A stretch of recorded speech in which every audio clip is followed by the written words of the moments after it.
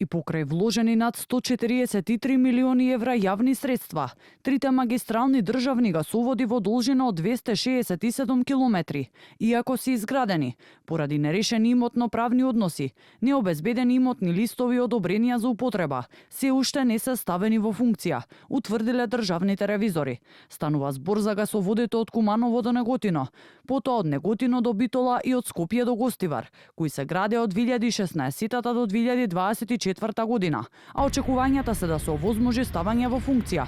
Откако су измените на законот за градење во јуни беше олесната процедурата за ваков тип на градби.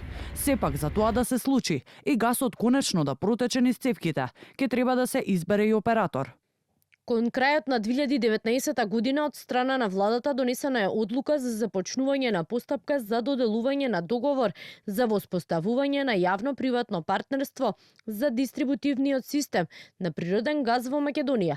Но оваа постапка со одлука на владата во август 2024 година е поништена, поради што и натаму останува неизвестно определувањето на операторот за дистрибуција на природен газ. Стои меѓу другото во извештајот на ревизорите, во кој е изразено и неповолно мислење за објективноста на финансиските извештаи на компанијата за 2024 година. За тоа што конкретно презема Номагас за пуштање во употреба на трите магистрални гасоводи, но и за надминување на останатите утврдени пропусти нотирани во извештајот на ДЗР. Упативме прашање до компанијата, за кој до овој момент не добивме одговор. И додека гасоводната мрежа низ земјата и натаму е нефункционална, државата е фокусирана на поврзување со Грција и Србија.